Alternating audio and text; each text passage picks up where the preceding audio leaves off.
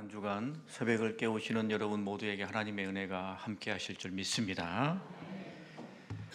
오늘 본문의 말씀은 안타깝게도 우리가 읽는 말씀 중에 가장 부담스럽고 또 고통스러운 말씀이기도 합니다. 예수님께서 고난의 길을 걸어가시면서 주님이 겪으신 고난도 매우 우리에게 고통스러운 일입니다만, 오늘 이 베드로의 실패는 우리에게 더 큰 고통과 아픔을 줍니다. 그러나 베드로의 이 실패를 통해 우리는 그 속에 담겨져 있는 하나님의 깊은 은혜와 우리 주 예수 그리스도의 복음의 은혜를 다시 한번 되새기게 될 줄 믿습니다. 겟세마네 동산, 그 밤은 아주 잔혹하고 잔인한 밤이었습니다. 예수님께서 로마의 군인들에게 붙잡히셔서 끌려가셨죠. 그리고 대제사장의 뜰에 끌려가셔서 온갖 수모를 겪으십니다. 잔인하고 폭력적인 일들을 예수님께서 당하십니다. 그리고 그 자리에 누가 있었습니까? 베드로가 있었습니다. 베드로는 숨죽여 예수님께서 당하시는 그 일을 지켜보고 있었습니다. 베드로의 심정이 어떠했을까요? 아마 예수님께서 그 폭력 앞에, 그 참혹함 앞에 아무것도 하지 아니하시고 그거를 감내하시는 모습을 보면서 자기의 마음도 막 움츠러들었을 겁니다. 자기 자신이 어찌할 수 없는 그 현실의 막막함을 아마 베드로도 아주 절실하게 느꼈을 거예요. 그러면서 그는 예수님을 지켜보고 있었을 겁니다. 그런데 그때 불쑥 이 베드로를 추궁하는 질문이 자기에게 던져집니다. 너도 그와 함께 있지 아니하였느냐? 너도 갈릴리 사람 아니냐? 너도 그 당이 아니냐? 라는 질문을 받게 됩니다. 저희 어머니가 연세가 84세입니다. 그런데 코로나 기간에 저희 어머니에게 병원에서 진료를 했는데 암이냐 아니냐 이런 일이 있었어요. 그래서 결국 수술을 받으셨습니다. 큰 수술을 받으셨고요. 수술 받으신 것은 괜찮았는데 그 이후에 장폐색이 오셔서 의사가 6개월 이야기를 하더라고요. 그런 어려운 지경이 있었습니다. 근데 하나님이 은혜 주셔서 그 장폐색도 잘 풀려져 가지고 건강을 회복하셨어요. 코로나 이후에요. 코로나 끝나고 난 다음에 어느 날 갑자기 아침에 일어나셨는데 몸을 움직이지 못하고 말이 어눌해지고 음식을 잘 삼키지 못하는 이런 증상이 갑자기 오셨어요. 뇌경색인가 뇌졸중인가 했는데 길랑바레라는 증후군이었습니다. 회복되기 굉장히 어려운 그런 질병이 저희 어머니에게 갑자기 왔는데 그것도 하나님이 은혜 주셔서 지금은 거의 완벽하게 회복하셔서 잘 생활하십니다. 그런데요, 아무튼 그 어머니가 저에게 종종 하시는 말씀이 있습니다. 죽는 건 두렵지 않으나 죽을 일이 걱정이다. 무슨 뜻인지 이해되시죠? 죽는 건 두렵지 않으나 죽을 일이 걱정이다. 이런 말씀을 저한테 자주 하셔요. 평생 예수 믿고 믿음 생활해 왔으니 죽으면 천국 갈 것에 대한 걱정은 없으나 아휴, 얼마나 아파야 죽을까? 그 죽음에 이르는 과정이 얼마나 힘들고 고통스러울까? 그것에 대한 걱정과 두려움이 있으시다는 거예요. 사실 우리 모두는 이 똑같은 걱정과 두려움에서 자유로운 사람은 아무도 없죠. 당장 오늘 이후에 어떻게 될지 우리가 어떻게 알겠습니까? 저하고 동갑인 저희 동기 목사들이 여럿 있지 않겠어요? 그 중에 둘이 뇌경색으로 어렵습니다. 알 수 없는 거예요.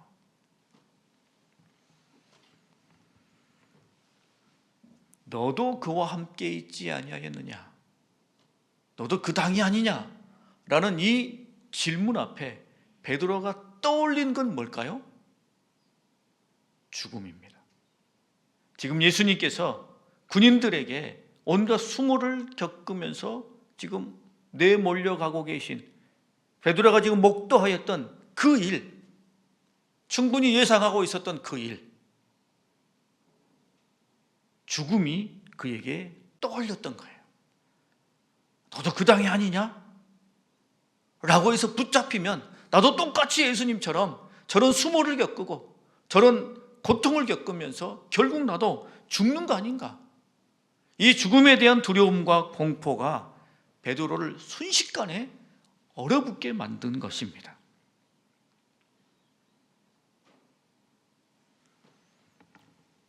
이전에도 이와 비슷한 경험이 베드로에게는 있었습니다. 언제일까요? 물 위를 걸어갈 때였어요. 예수님께서 바다 위를 걸어가시는 모습을 보고는 예수님, 나도 걸어가고 싶어요. 그래, 걸어라. 그래서 베드로가 호기롭게 이 바다 위로 몇 발짝을 걸어갑니다. 그런데 몇 발짝 가지 못하고 어떻게 돼요? 그가 물속에 빠져듭니다. 성경이 뭐라고 기록해요? 그가 파도를 보고 두려움에 사로잡혔다고 표현해요. 그 파도는 그에게 무엇이었을까요? 죽음을 뜻하는 거예요. 그 파도에 빠져 죽을까 두려움에 사로잡혀서 그가 꼼짝 못하게 된 겁니다. 죽음의 공포와 두려움이 그를 사로잡은 거죠. 여러분, 말씀드렸습니다만 우리가 아주 멀찍이 있는 것처럼 느끼지만 때로는 나와 상관없는 것처럼 느끼지만 죽음은 우리에게 있어서 가장 두려운 일 아닙니까? 우리가 갖게 되는 가장 큰 두려움, 인생의 실패, 시험에서의 낙방, 혹은 인간관계에 있어서의 단절, 이런 것도 두려운 일이긴 합니다만 가장 큰 두려움은 뭐예요? 죽음입니다. 죽음이 우리에게 있어서는 가장 큰 두려움이죠. 예수님께서 겟세마네 동산에서 기도하시며 몸부림치실 때 제자들을 데리고 가셨잖아요. 그 제자들 중에 베드로가 있었습니다. 예수님께서 뭐 때문에 그렇게 기도하셨어요? 이제 십자가에 죽으실 일 때문에 예수님께서 몸부림치며 기도하셨어요. 그리고 제자들로 하여금 그 모습을 보게 하셨어요. 죽음 앞에 서 있는 한 인간이 얼마나 고통스러운지를 보게 하신 겁니다. 그런데 그 모습을 보면서 제자들이 어떻게 했어요? 잠을 잤어요. 남의 문제는 가벼운 겁니다. 설령 남이 죽는 문제도 우리는 그걸 목도하면서도 잠잘 수 있을 만큼의 사람들이에요. 그런데 그게 내 문제가 되면 꼼짝 못하는 겁니다. 내 문제가 되면. 베드로도 예수님께서 죽음의 문제 앞에서 그렇게 몸부림치면서 땀방울이 핏방울처럼 떨어지는 그 고뇌를 보면서도 하고 잤어요. 근데 너도 그 당이 아니냐? 라는 이 질문 앞에서는 죽음이 자기 앞에 덜썩 다가오니까 꼼짝 못하게 된 거예요. 그리고 어떻게 합니까? 예수님을 3번이나 부인합니다. 베드로에게 믿음이 없었기 때문일까요? 지금까지 예수님을 믿었던 그 믿음이 다 가짜였기 때문일까요? 저는 그리스도시요 살아계신 하나님의 아들이십니다 라는 이 놀라운 믿음의 고백이 헛것이었기 때문이었을까요? 아닙니다. 죽음이 두려웠기 때문이에요. 죽음의 문제가 그를 삼켜버렸기 때문입니다. 일렁이는 파도 위에서, 그리고 이 대제사장의 뜰에서 죽음은 베드로를 삼켜버렸어요. 얼마나 두려운 일이겠습니까? 여러분, 지난 주일은 종료주일이었잖아요. 예수님께서 예루살렘에 입성하신 사건이 기록되어 있는 종료주일입니다. 그래서 많은 사람들이 호산나를 외쳤어요. 여러분, 예수님께서 예루살렘에 몇 번 들어오셨냐는 여러 가지 견해가 있습니다만 어찌됐든 이번에 예수님께서 예루살렘에 들어오신 가장 큰 이유는 뭡니까? 뭘 위해서예요? 구원을 주시기 위함입니다. 구원을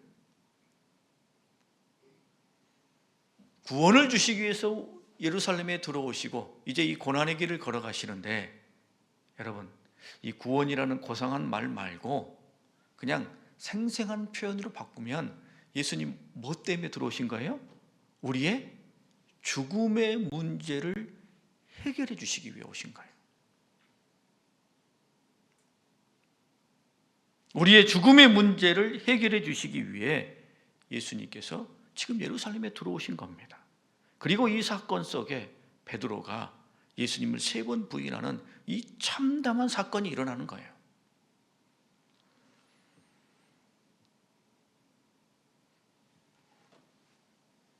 유대인에게서는 하루가 해 지고 난 다음에 그 다음 날 해 질 때까지가 하루예요.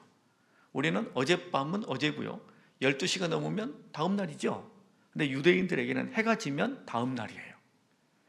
겟세마네 동산에서 예수님과 함께 몸부림쳤던 그 순간 다음 날이었던 거예요.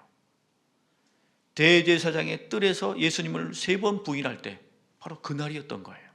예수님께서 십자가에 달려 돌아가신 날, 바로 그 날입니다. 그러니 그 하루에 예수님은 십자가에 달려 돌아가셨고 베드로는 예수님을 3번 부인했습니다. 이거를 달리 표현하면요, 그 하루에 예수님도 돌아가셨고 베드로도 죽었습니다. 예수님은 십자가에 달려 돌아가셨고 베드로는 영적으로 정서적으로 죽고 말았어요. 예수님을 3번 부인한 사람이 살았다고 말할 수 있습니까? 죽은 거예요. 다른 제자들은 다 살 길을 찾아 다 도망갔어요. 다 흩어져 버렸어요. 그런데 베드로만 예수님을 따라갔습니다. 예수님께서 그 고난과 치욕과 참혹한 일을 겪으실 때, 그 죽음의 목전 앞에 서 있을 때 베드로도 죽음의 목전 앞에 서 있었어요. 너도 그 당이 아니냐? 라는 이 질문 앞에 베드로는 죽음 앞에 서 있었던 거예요. 자, 그러면 여기서 우리는 이제 생각해 보게 됩니다. 예수님은 왜 베드로를 실패의 자리에 두셨을까? 미리 3번 말씀해 주셨잖아요. 네가 나를 3번 부인하리라. 미리 말씀해 주셨어요. 왜 말씀해 주셨을까? 그렇게 말씀해 주시면 베드로가 정신 바짝 차리고 3번 부인하지 않을까 기대하셨던 것일까? 그건 아니에요. 그러면 왜 또 수제자인 베드로가 꼭 이렇게 실패해야만 했을까? 그건 죽음의 문제이기 때문입니다. 죽음의 문제. 예수님께서 지금 십자가의 길을 걸어가시는 궁극적인 목적은 죄의 값인 죽음, 그걸 해결하시기 위함이에요. 그걸 해결하시기 위해서 베드로로 하여금 죽음 앞에 서게 합니다. 그리고 그 죽음 앞에서 베드로라 할지라도 그 죽음의 두려움과 공포를 스스로 극복하거나 해결할 수 없다는 것을 분명하게 보게 하시는 거예요. 예수님께서 겟세마네 동산에서 몸부림치신 것을 보게 한 것도 죽음은 인간으로서 감당하기 어려운 문제라는 것을 보게 하신 거예요.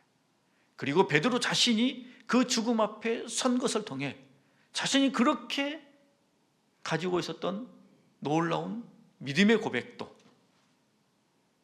자신의 성품도, 자신의 경험도 죽음 앞에서는 무색하다는 것을 아주 철저하게 경험하게 돼요. 그것도 몇 번이나요? 3번이나. 그렇게 죽음 앞에서 인간은 그 죽음을 해결할 수 없다는 것을, 스스로 그 죽음을 극복하거나 이겨낼 수 없다는 것을, 죽음의 문제를 인간은 해결할 수 없다는 것을 철저하게 보게 하십니다. 경험하게 하신 거예요.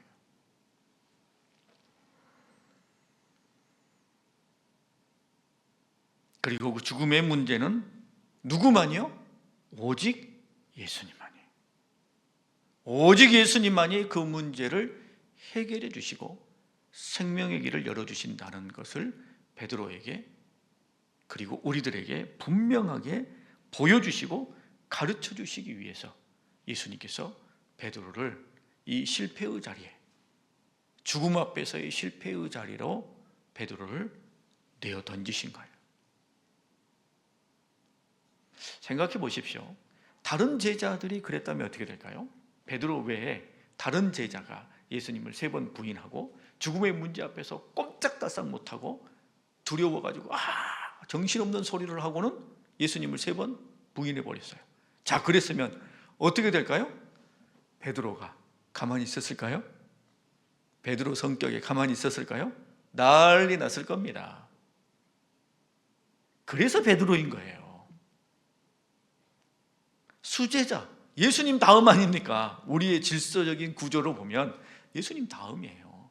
예수님 다음인 베드로, 너가, 제자 중에 으뜸이라는 네가, 너도 죽음의 문제 해결 못한다. 다른 사람들은 더 말할 것 없다 라는 것을 보여주시는 거예요. 여러분, 우리가 베드로의 실패에 관한 말씀을 많이 읽었습니다만 이 실패의 내용을 읽으면서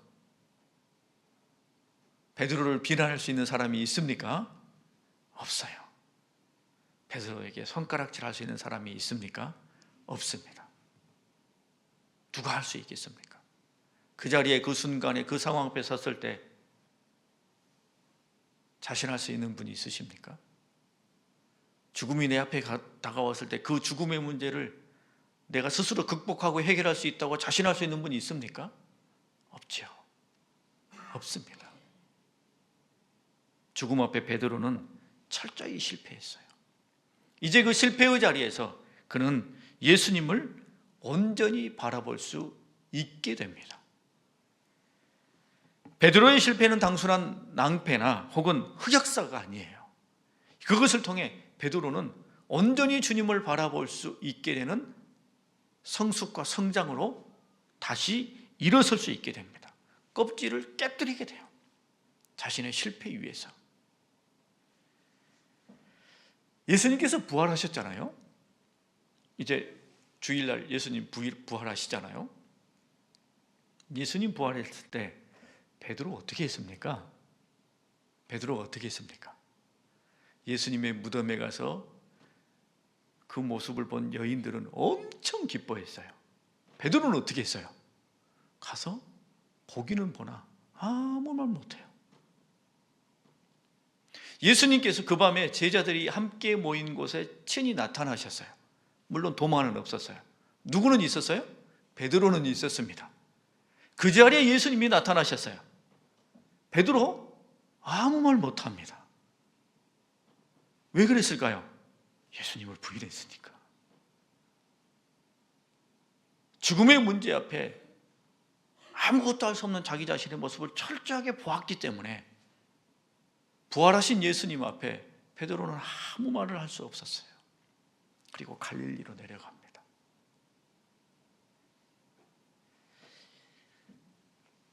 예수님께서 그 베드로를 어떻게 하십니까?